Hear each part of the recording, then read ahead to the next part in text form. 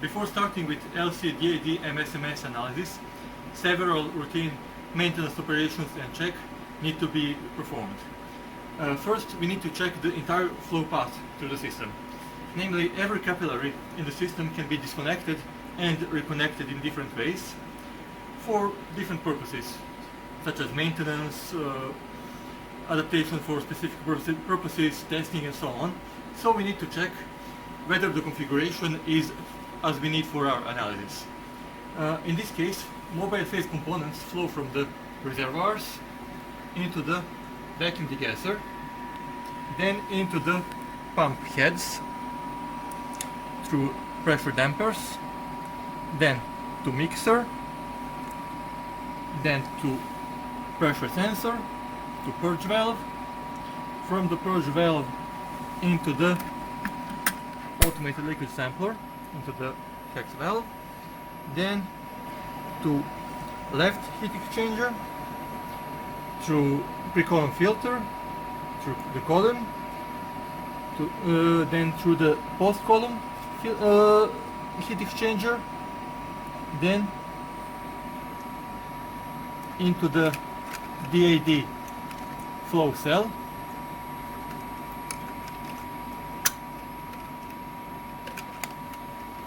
and then into MS diverter valve. So all the connections are okay. Additionally, if needed, we can check whether all the connections are tightened sufficiently, otherwise we could have some leaks. Additionally, we can check whether the reservoirs for the waste from the LC and from MS are empty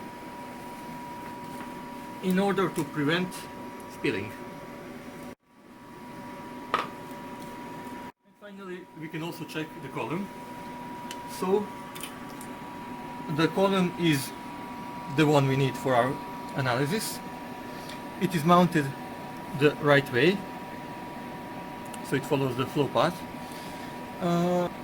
With new columns this is not an issue, but with old-fashioned columns they should never be mounted in reverse, since the entrance freight is not dense enough to retain the stationary phase particles. In the case of LC-MS analysis, you should also check support devices.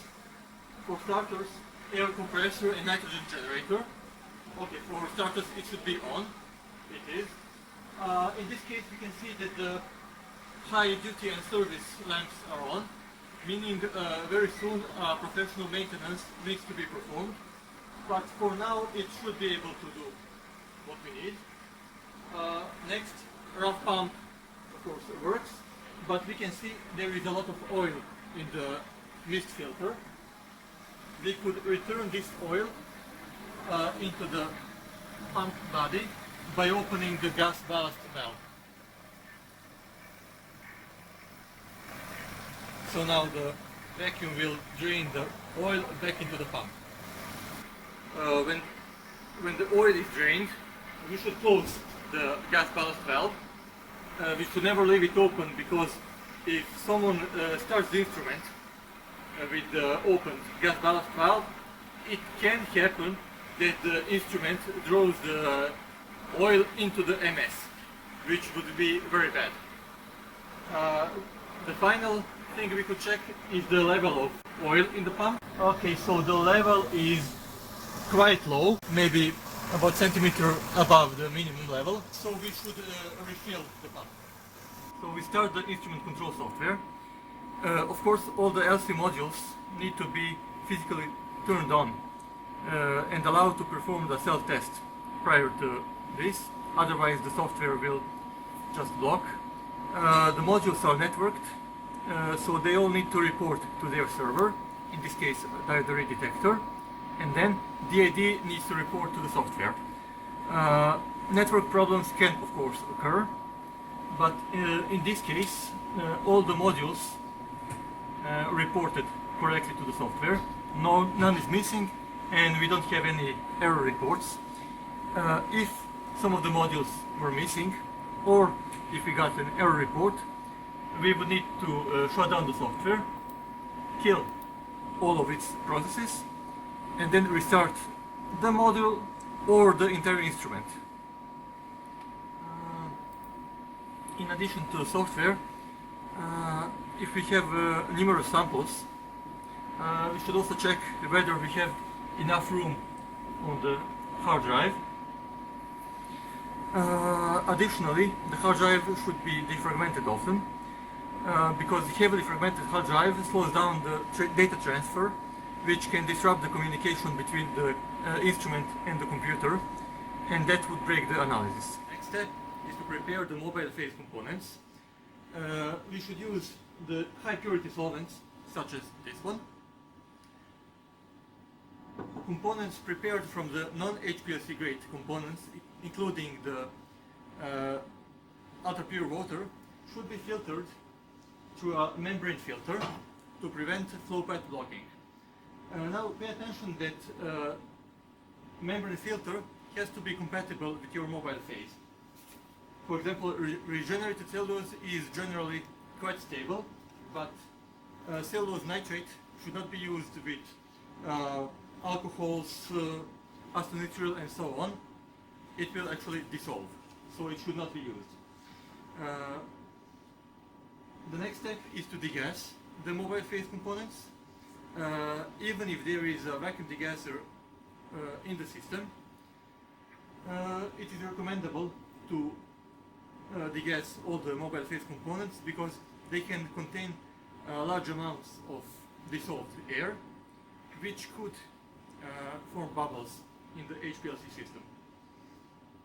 And if the amount is too high, even the vacuum degasser will not be able to remove it. There are several degassing techniques.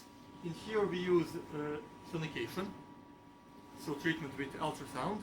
It is not a very efficient method, but in combination with vacuum degassing it is sufficient. Additional point, if a new mobile phase is used that contains inorganic components such as buffers, we should always check whether it can precipitate when it's mixed with the organic phase. So it is done usually in test tubes. We prepare several compositions of the mobile phase containing several different ratios of buffer and organic solvent, and if the precipitation occurs, we cannot use that combination. We may try to reduce the buffer concentration or to change the organic phase. Also, we should make sure that all the mobile phase components are miscible. So we cannot use, for example, water and halogenated solvents because they will not mix. And additional point, for aqueous mobile phases, it may be good to use amber bottles to prevent formation of microorganisms, and also for less stable mobile phases containing some labile organic compounds, it can also be beneficial. So now we can place our reservoirs with mobile phase onto the instrument, but first we should flush the solvent lines and pumps with our mobile phase components. One extremely important note: if we have a solvent line filled with organic solvent, such as this case, we have isopropanol, and we want to use mobile phase that contains some inorganic substance, so some buffer, for example, we should never transfer directly buffer to the solvent line. In that case, buffer will precipitate in the channels and completely block the path. So instead, we should first flush the isopropanol with water and only then add buffer. But in this case, we don't have buffer, just the water. Now, if we transfer the solvent line directly, we would contaminate our mobile phase with the isopropanol. So we will first use just a small amount, up to 50 milliliters, to wash the channel and the frit.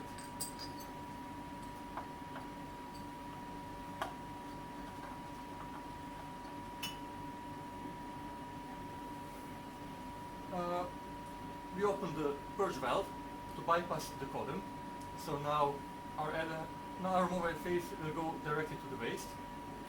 And we set a maximum flow of 5 milliliters per minute in the software.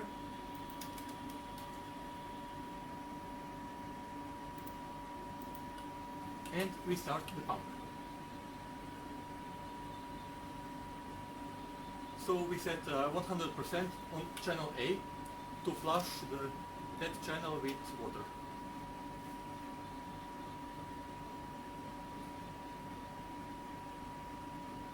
We need to wait a bit until the pump starts.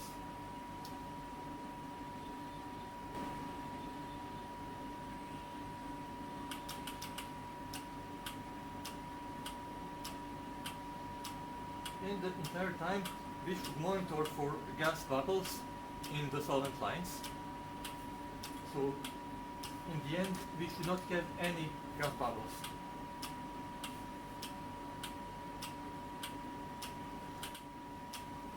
We also need to check if the pressure in the system is okay. So at the moment it's about 7 bars. If it's above 10 to 20 bars, it would mean that the purge valve frit is blocked, and then we should replace it before continuing.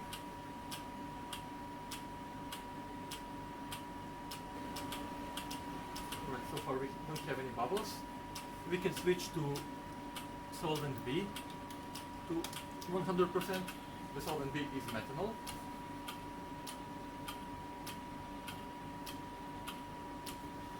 And we can transfer this solvent line into the main reservoir. We should not touch the tubing that goes into the solvent to prevent contamination. The frit should go to the bottom.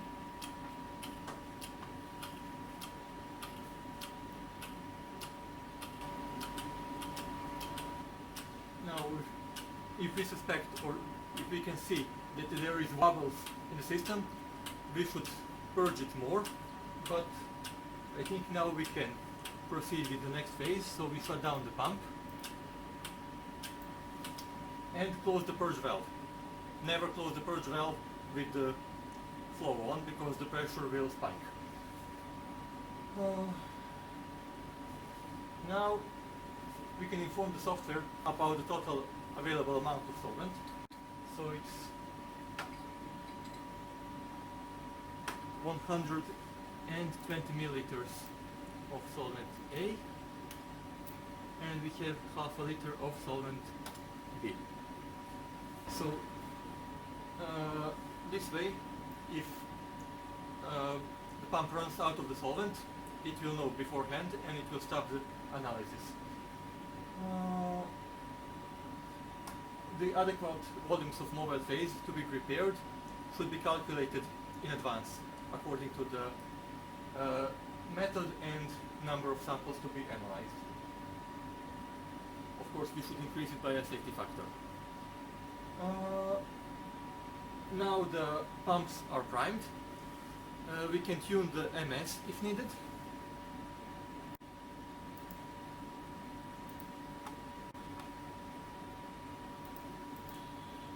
So we have to turn on the MS and allow it to stabilize, and afterwards we can run the tune. Okay, now the MS is ready.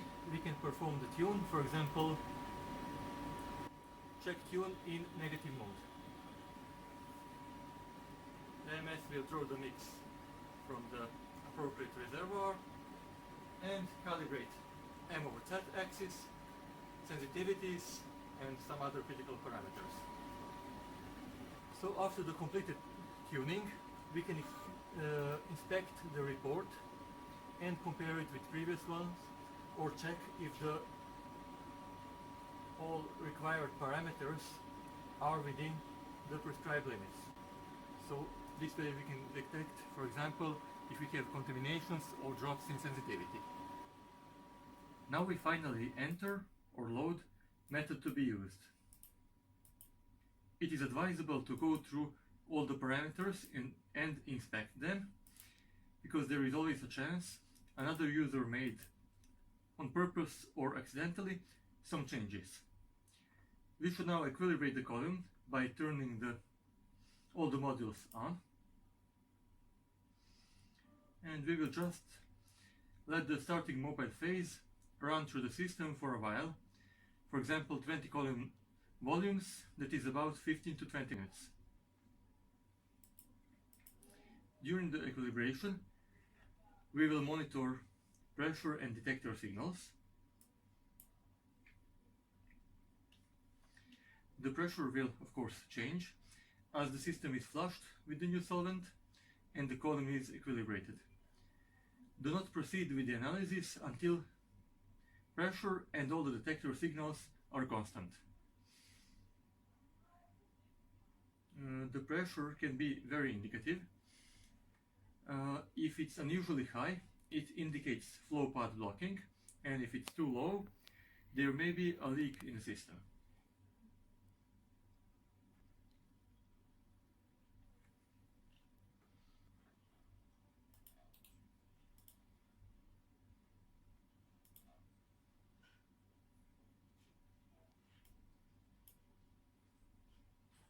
So the system is almost equilibrated. You should also check for the pressure ripple.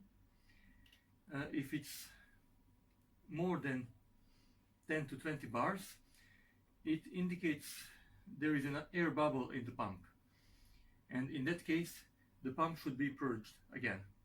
Ripple of about 1 to 2 bars is normal and corresponds to the normal pump piston movement.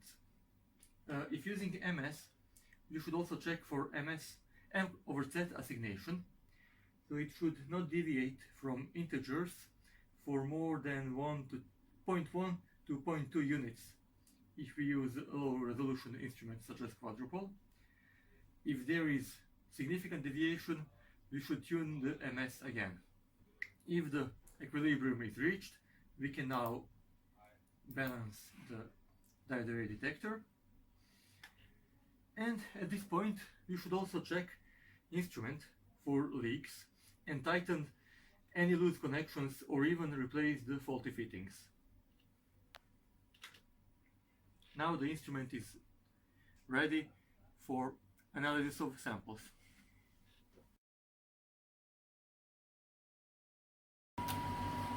We should have our samples ready by now. The samples should be dissolved in the appropriate solvent that ensures solubility, is miscible with mobile phase components, and if we inject large volumes, more than 1 or 2 microliters, it should not be too strong.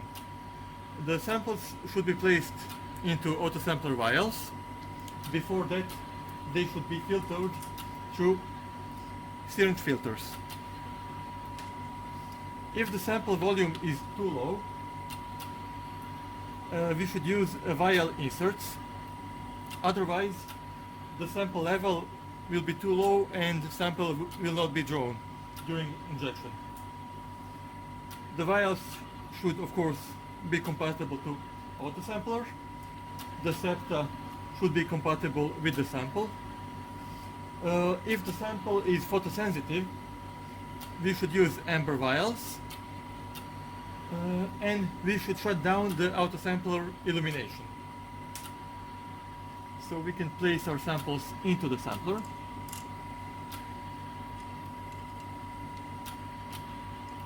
Each position is labeled. So this is plate 1, vial A1,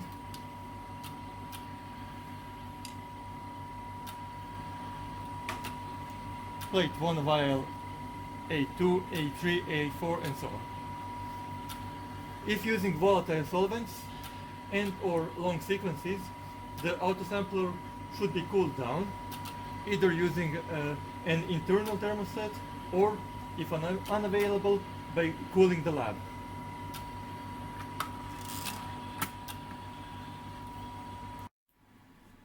We can now prepare a worklist. So we configure the most important parameters.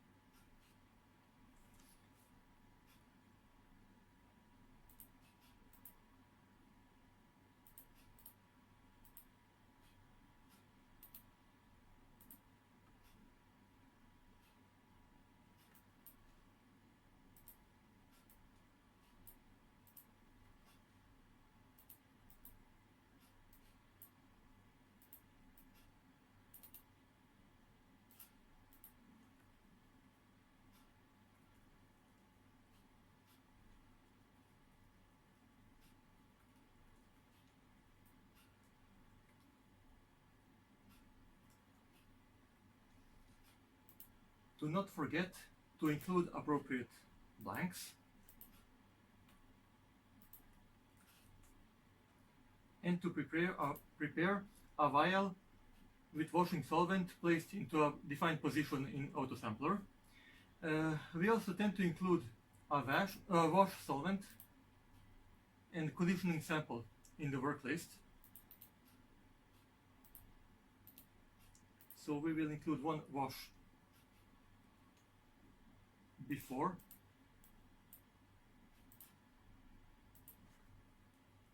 the work list,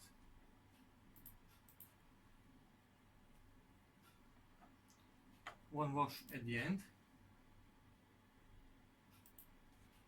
and inject one real sample before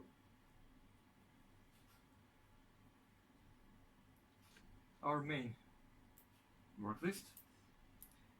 This sample should saturate the most active sites on the stationary phase, and this data file will be deleted afterwards. After the sequence, we also like to include one injection of solvent and using a method that pumps only the strong phase, in this case methanol, so as to fill the column with just organic solvent. So it's now ready to be stored. The work list should also include safety measures, scripts to be run after the work list is completed, so it will go to standby, and if something goes wrong, so if the sequence is interrupted. So in both cases we will use standby standby script that will shut down pumps, column heater, DAD pumps, and MS nitrogen flow. And now, if everything is in order, we start the work list.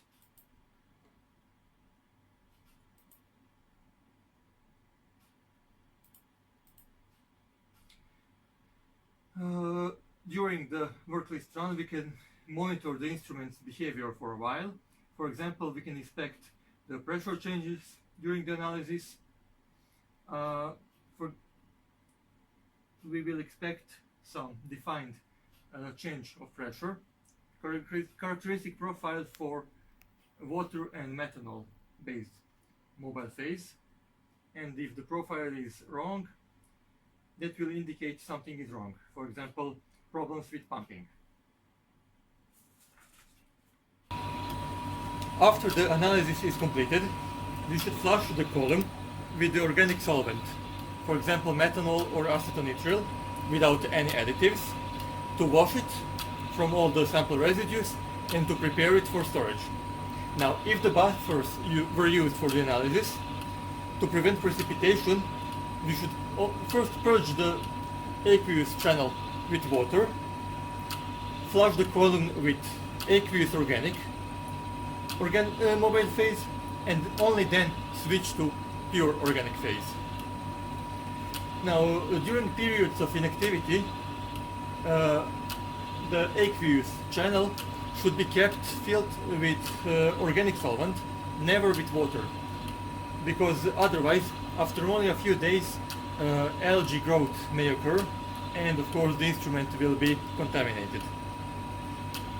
We should also